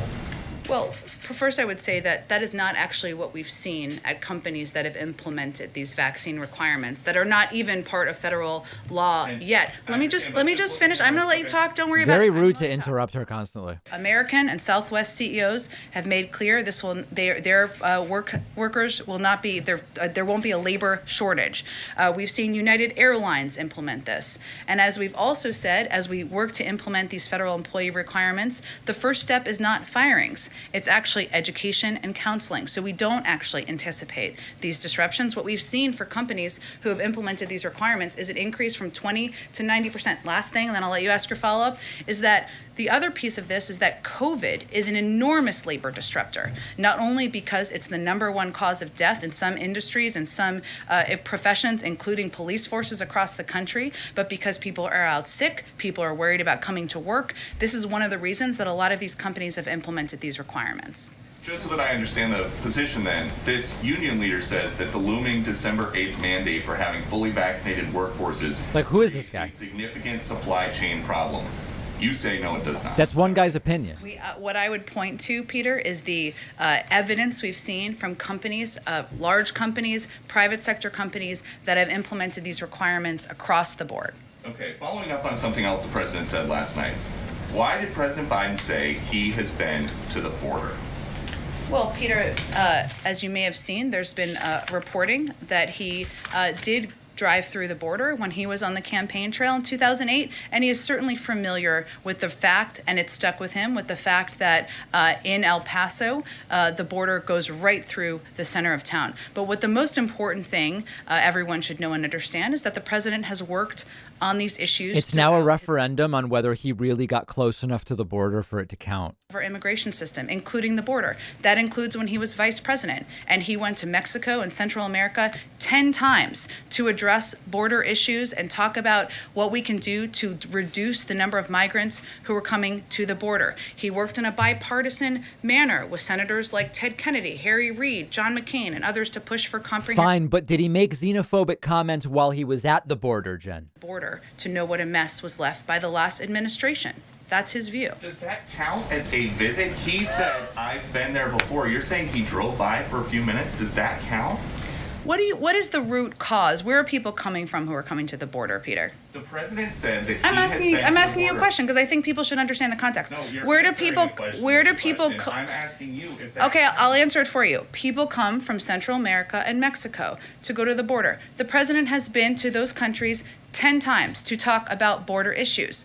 There is a focus right now on a photo op. The president does not believe a photo op is the same as solutions. But he said, that may be a difference he has with Republicans. But that's not what he said either. He said, I guess I should go down. So does he think that he needs a photo op? Is that what he's saying? He doesn't. And that's a fundamental disagreement he has. I would say the former president went to the border at least once, maybe more. You may know the numbers. How did that immigration policy result, Peter? That immigration policy resulted in separating kids from their parents, building a border wall that's feckless and that costs billions of dollars for taxpayers. The president fundamentally disagrees on how we need to approach the immigration issue. Anything changed at the border between 2008 when he drove by and 2021? Aside from the fact that migrants are still coming to the border through the course of Democratic and Republican presidents, and the need to reform the immigration system is even farther long overdue, no. But we need to work with Democrats and Republicans to get that done. I think we're going to have to keep chugging along here. Go ahead. Let me ask you if I can about gas prices. The president was asked about that. A lot of Americans have been concerned about the cost to go to the pump these days. He said, I don't see anything that's going to happen in the meantime that's going to significantly reduce gas prices. He said, I don't have a near-term answer. For Americans who are looking for an answer, what is the answer? Well, what is true, and I think the president, as I said earlier, was quite candid last night, as the American people should expect from him, and from any president. And there are limitations to what any president can do. Do you think Peter Doocy thinks that was really strong by him? We are engaging broadly with OPEC on our concerns at a range of levels. And that is something we will continue to do. As you know, Jake Sullivan, our national security advisor, recently met with leaders in Saudi Arabia and certainly raised this issue. The president has also been concerned, as the administration has been, about what we have seen as rises in supply that have not been accompanied by drops in cost. That's one of the reasons he's asked the FTC to look into price gouging, something that is no doubt impacting, or we expect might be directly impacting the cost of gas around the country. So we are working and using every single lever he can, but I think what people heard from him is some candor about what impacts we can have. He mused that he could go into the Strategic Petroleum Reserve and that could bring the cost down. He said it would still be above $3. Will he do that? I don't have anything to preview on that front at this point. Let me ask you, does the White House have any response to the Supreme Court today saying that it's not going to block the Texas abortion ban, although it did grant an expedited review to take place, I think, by the start of November?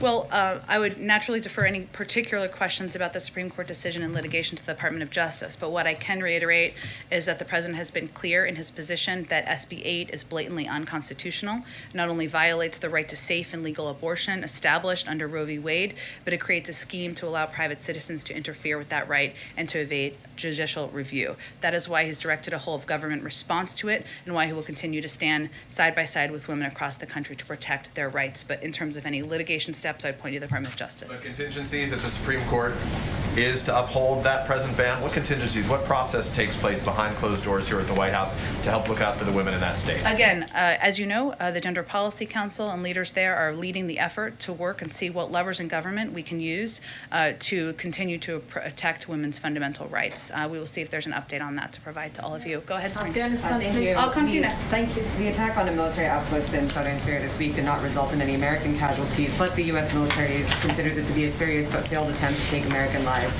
Do you know who's responsible, and what is the administration doing to prevent another attack or hold the perpetrators accountable?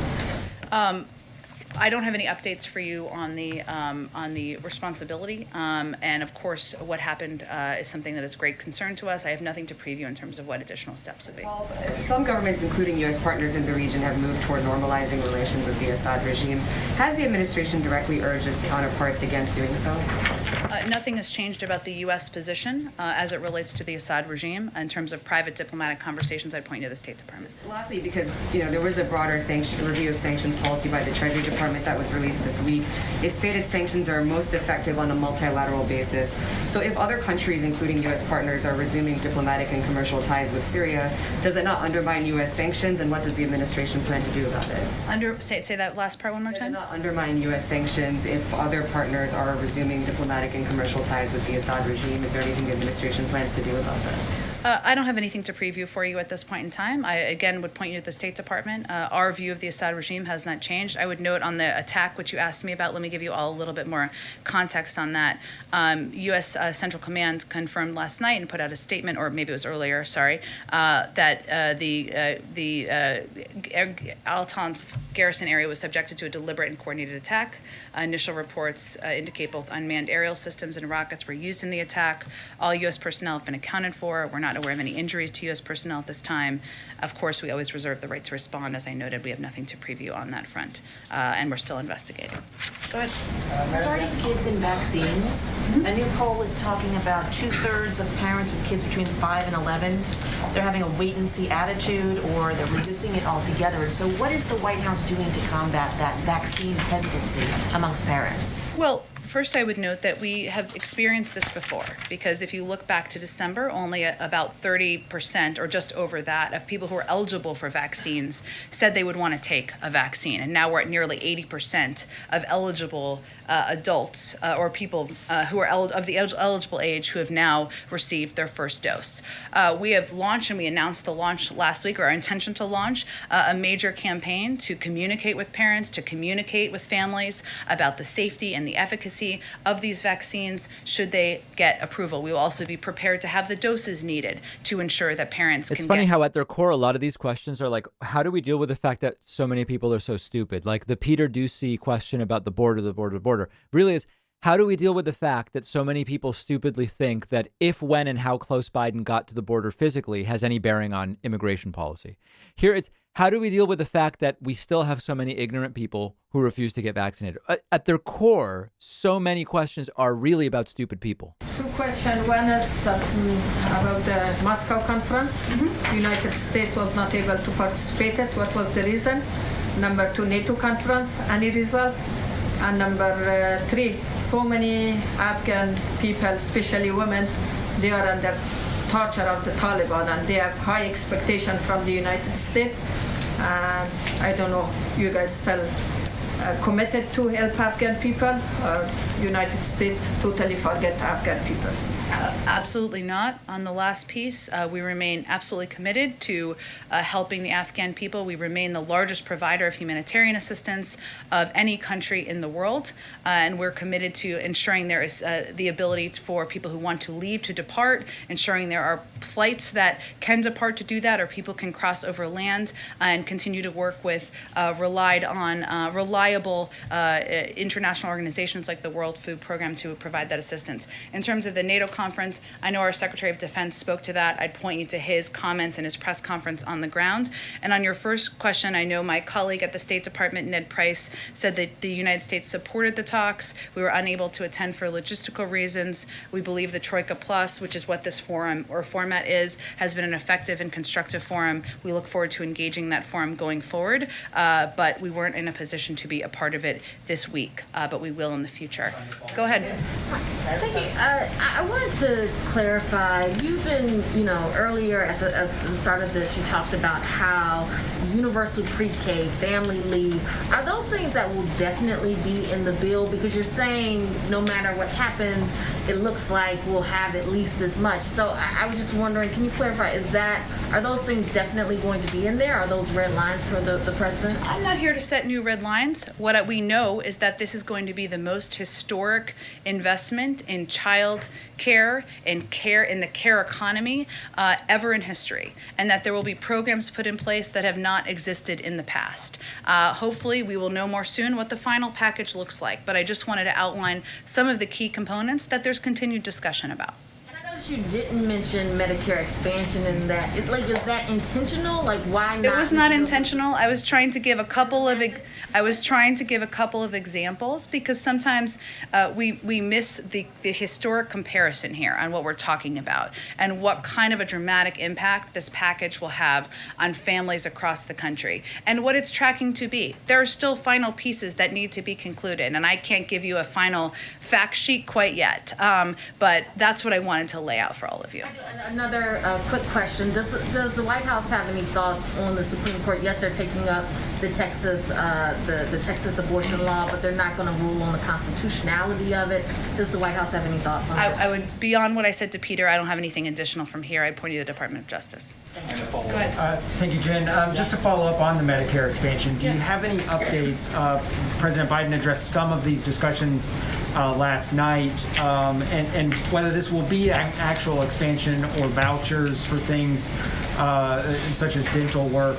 Is there any update in those discussions? Not yet.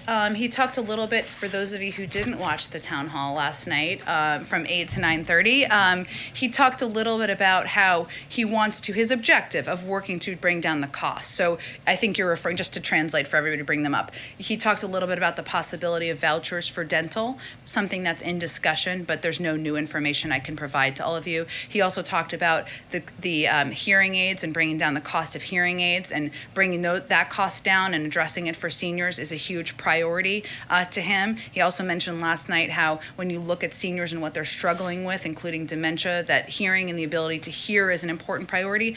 Still in discussion, clearly a priority to a number of key leaders in the Senate, but there's not a final conclusion before I came out here today. Along those lines, Nancy Pelosi, who I believe had breakfast here this morning. She did. She was here. I'm not sure what they ate, but they met, so yes. She indicated that a climate deal was close and suggested it could be done. Has the White House and congressional Democrats identified any substitute for the Clean Energy Performance Program that looks to be removed at Joe Manchin's request? And if so, what is it? Well, the president talked a little bit last night about the fact that, and I would say it's still on track to be, because there are so many climate components in these two packages that the president has proposed, including climate tax credits and tax cuts, which have been a part of his proposal, has broad support in the Senate. There are also key components, since you gave me the opportunity, that have been in the infrastructure plan that often we don't talk enough about, including moving toward electric vehicles, 500,000 charging stations across the country, which would be a huge impact, have a big impact in moving toward an industry that would reduce greenhouse gas emissions. Replacing lead pipes and water. I think many of you may have seen today that the state of Michigan issued a state of emergency because of lead in pipes. This is an area and a place that has a climate impact, that has a humane impact. These are all components that are under discussion, and obviously the infrastructure pieces have passed, but continue to be a part of what the president's proposed. But addressing the climate, making this the largest climate bill in history, we'll continue to be on track toward that. Just lastly, the president last night said he would entertain the notion of doing away with the filibuster to pass voting rights, and then he added, and maybe more. What's the maybe more? Nothing to preview. It's to have a discussion. I expect you'll hear more from the president about it in the coming weeks. Go ahead. Matt took my climate question, but that's okay. You can ask it in a different way. Okay.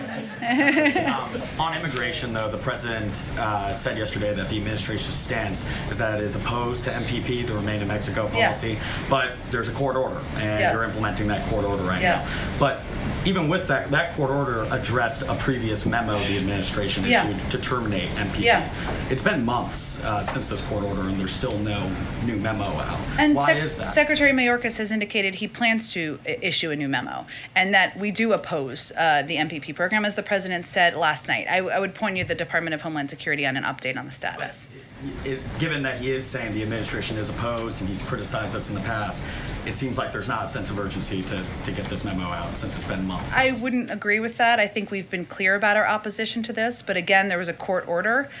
So what we're working to do is move toward the release of a new memorandum, something that would come from the Department of Homeland Security, and while also abiding in good faith by a court order and following the law. I have a follow-up on Afghanistan, too. Just given that the embassy is currently closed right now in Kabul as well, if you're an Afghan and you still are hoping to find relief and come to the U.S., is there any way to actually get parole or refugee status without going to a third country?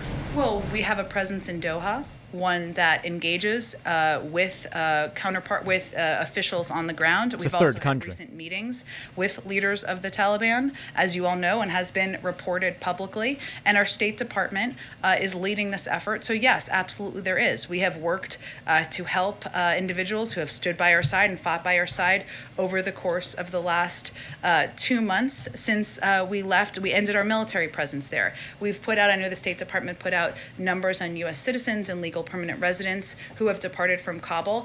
We wouldn't be able to do that unless we had the diplomatic presence in Doha and were able to engage with and work with authorities on the ground. Go ahead. Thanks, Jen. Last night also the president said that paid leave was down to 4 weeks.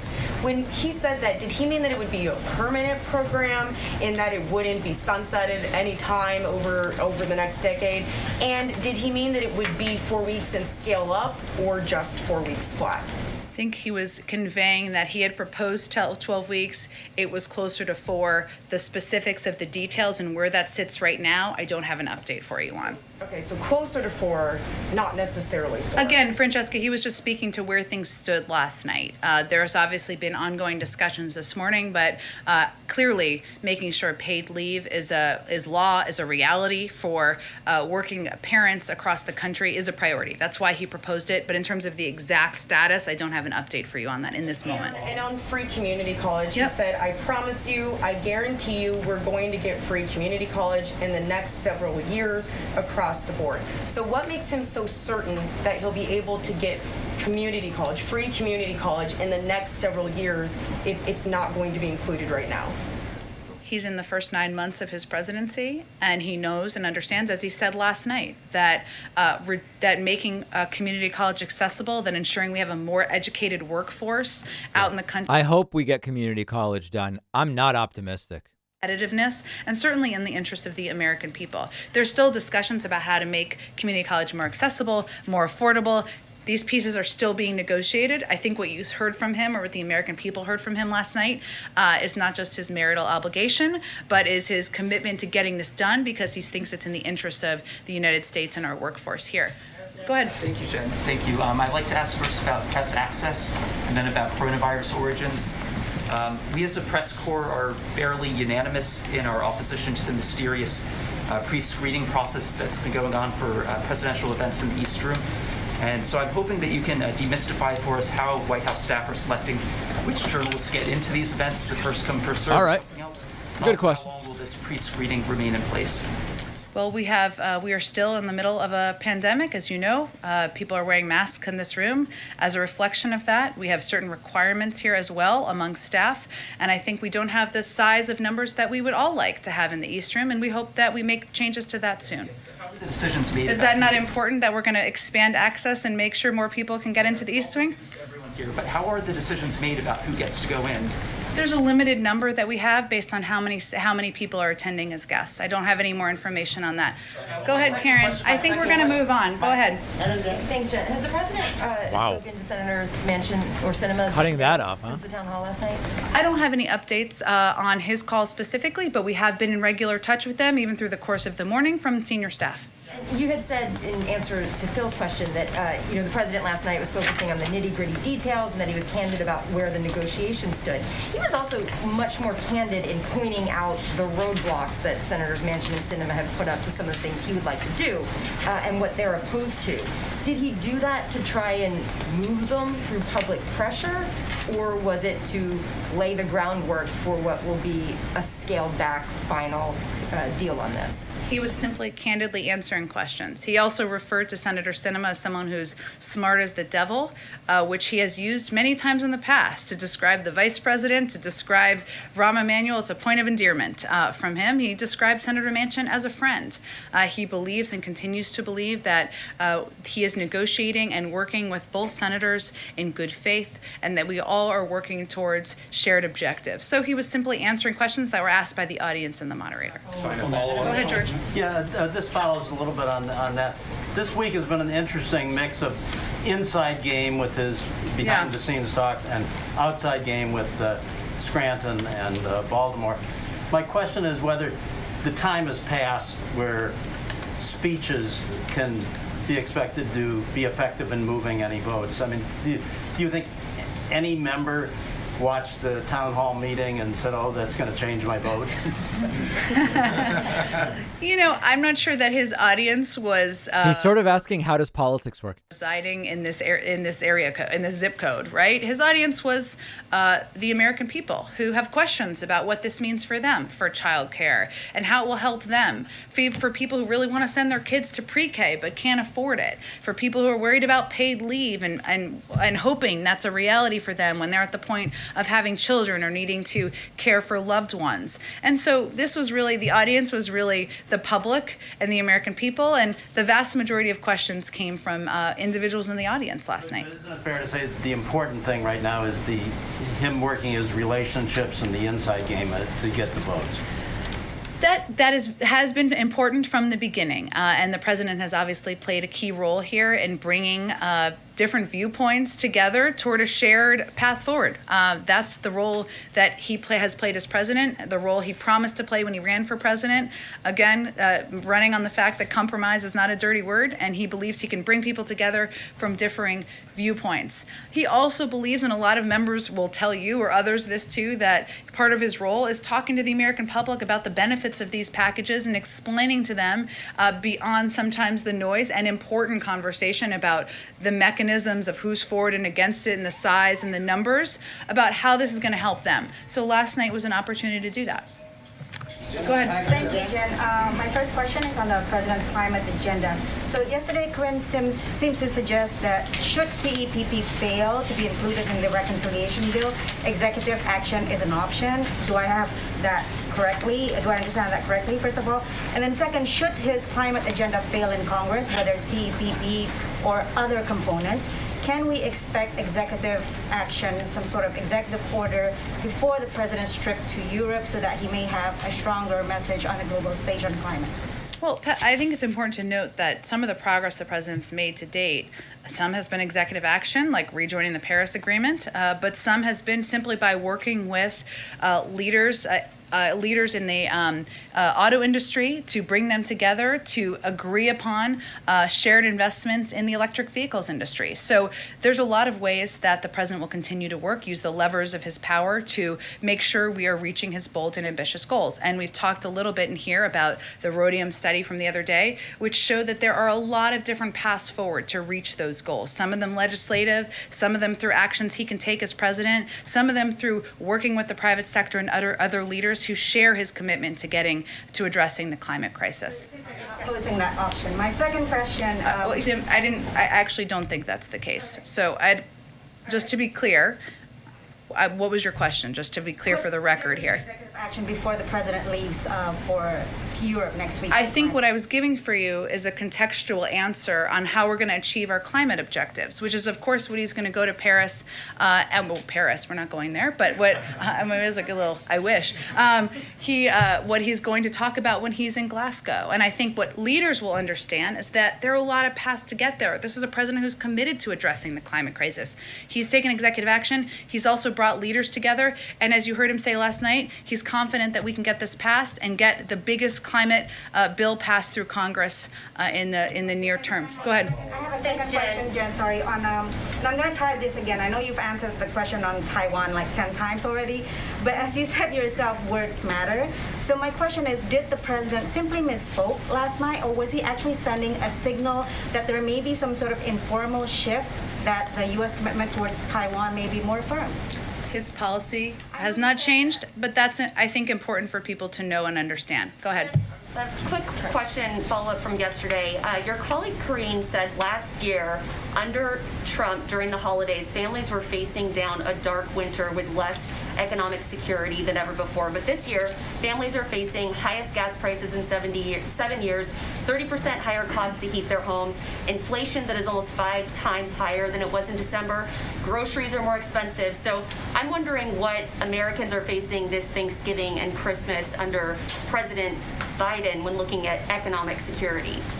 Well, I would say we have cut in half the unemployment rate, created 5 million jobs, ensured that 180 million Americans have been vaccinated since last year. So, yes, are there still, as the economy is turning back on, are there still fundamental issues we're working through? Absolutely. That's why the president's pushing to get his agenda done. But I think there's no question that a year ago, when we were locked in our homes, when only 1% of people were vaccinated, when 10% of people in this country were unemployed, that was an incredibly dark time and dark period in our country.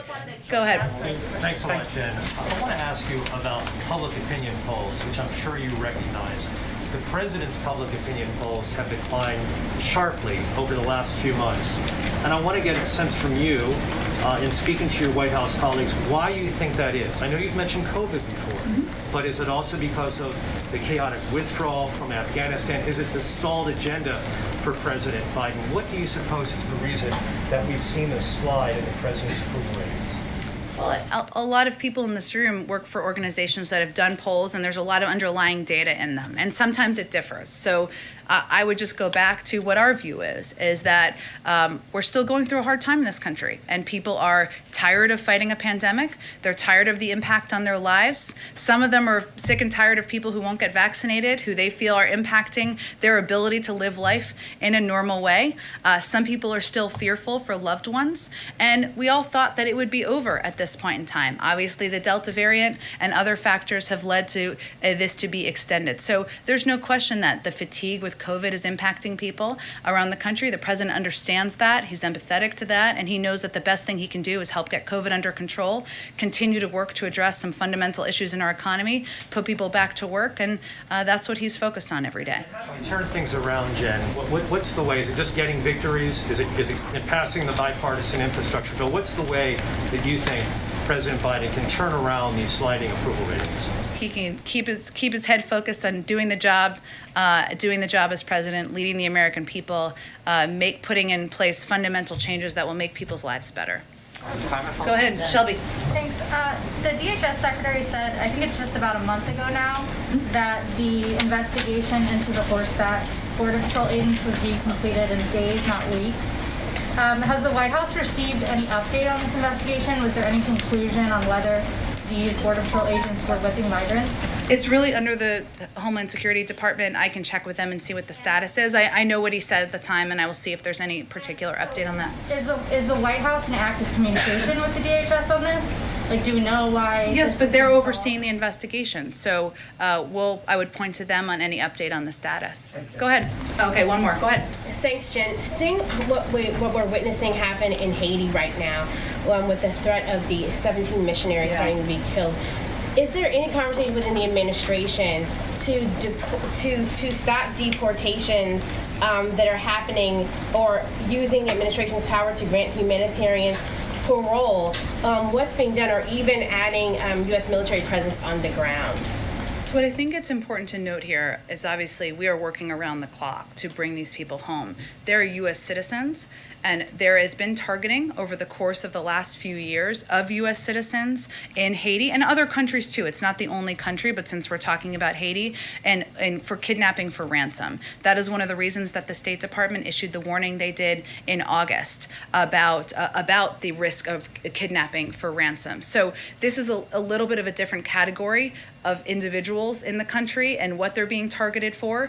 That's why we issued that warning. At the same time, we are continuing to provide humanitarian assistance, to work with officials on the ground, to work through our embassy, to certainly address the underlying conditions as people in the country attempt to move forward or try to recover from a combination of the earthquake and the assassination of the leader. Thanks so much. Again, I think it's important to note that these individuals were U.S. citizens who were targeted. So we're working to bring them home. Obviously, Department of Homeland Security and state does evaluate any conditions before they send people back to any country, as they've done here, and there has been no change. Thank you, everyone. Thank you, Jen. You too. All right, so there is the end of the press briefing. Some good questions, some questions that are only really questions because, as I mentioned earlier, there's a lot of dumb people just kind of floating around, and we have a lot of self-inflicted problems in the United States as a result of that. But an interesting press briefing nonetheless.